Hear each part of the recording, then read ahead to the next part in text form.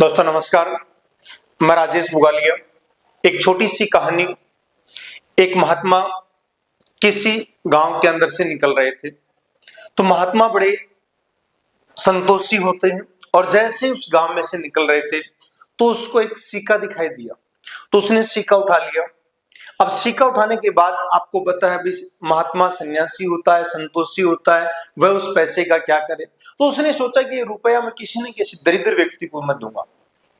तो वह महात्मा चलता रहा, घूमता रहा, अपनी यात्रा में चल रहा था, घूम रहा था, लेकिन उसे इसके अंदर कोई भी दरिद्र दिखाई नहीं दिया। लेकिन कुछ दिन बाद एक राजा जो दूसरे राज्य पर चढ़ाई करने के लिए जा रहा था, उस महात्मा ने उस राजा को देखा।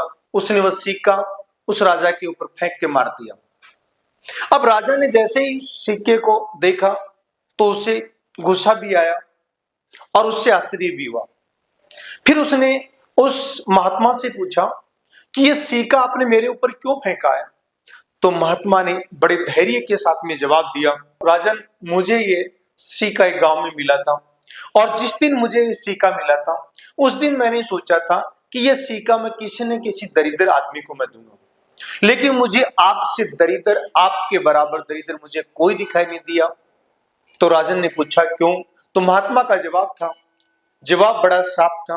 उसने एक ही बात कही कि हे राजन, आपके पास इतना बड़ा साम्राज्य, इतना बड़ा आधिपत्य और इतनी सारी प्रजा आपके पास है और फिर भी आप किसी दूसरे व्यक्ति के राज्य पर आधिपत्य जमाने जा रहे हैं।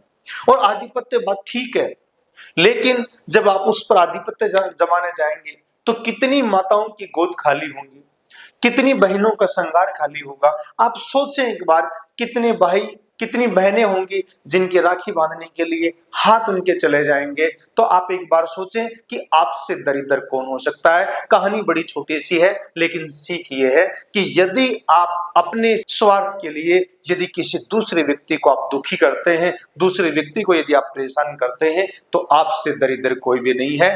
आप अपने साम्राज्य को आप बढ़ाएं, अपने लक्ष्य को आप बढ़ाएं, लेकिन किसी दूसरे को दुखी किए बगैर बढ़ाएं। Thank you. जय भारत।